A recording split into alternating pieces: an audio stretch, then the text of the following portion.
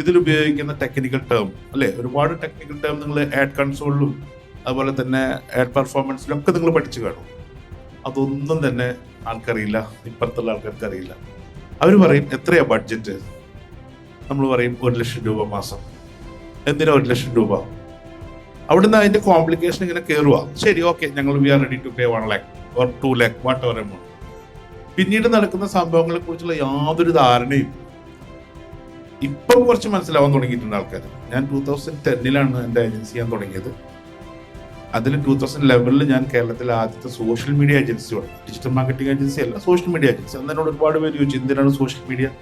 2011 ആദ്യത്തെ വീഡിയോ ഞാൻ ഇറക്കി ഇവിടുത്തെ. അന്ന് വെർട്ടിക്കൽ ഇല്ല, അന്ന് ഹൊറിസോണ്ടൽ വീഡിയോ ആണ്. അന്നും എന്നോട് ചോദിച്ചു എന്തിനാണ് ഹൊറിസോണ്ടൽ വീഡിയോ, വീഡിയോ ആരാണ് കാണുന്നത്, വീഡിയോ ഒരു ഗിമ്മിക്കല്ലേ. വലിയ ബ്രാൻഡുകൾ എന്നോട് ചോദിച്ചു. ഒരു 10 വർഷത്തിന് ശേഷം കഴിഞ്ഞ ദിവസം എൻ്റെ വാട്സപ്പിൽ മെസ്സേജ് വന്നു, ഒരാഴ്ച മുമ്പ്. അയാളോട് പറഞ്ഞത്, അന്ന് നീ ചെയ്ത വീഡിയോ ഞാൻ ആ ഫോർമാറ്റ് ഞാൻ നിലനിർത്തിയിരുന്നെങ്കിൽ ഞാൻ ഇന്ന് അറിയപ്പെടുന്ന ഒരാളായി മാറിയാണ്. പക്ഷെ എൻ്റെ അറിവില്ലായ്മ കൊണ്ട് 1 വർഷം കൊണ്ട് ഞാനത് ഡ്രോപ്പ് ചെയ്തു. ഫേസ്ബുക്കിലെ വീഡിയോസിന്റെ കാര്യം ഞാൻ പറയും. അതെനിക്ക് ഏറ്റവും വലിയ മണ്ടത്തരായി തോന്നി. അപ്പൊ ആൾക്കാർ തിരിച്ചറിഞ്ഞു വരുന്നേ ഉള്ളൂ.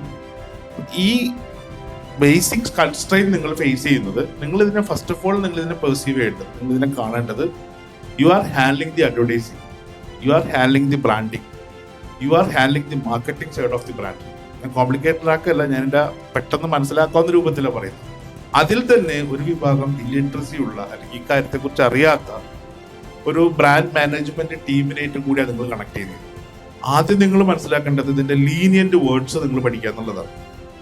കോംപ്ലിക്കേറ്റഡ് വേർഡ്സ് ഒരിക്കലും നിങ്ങൾ പറയരുത്, പറയുമ്പോൾ മനസ്സിലാവില്ല.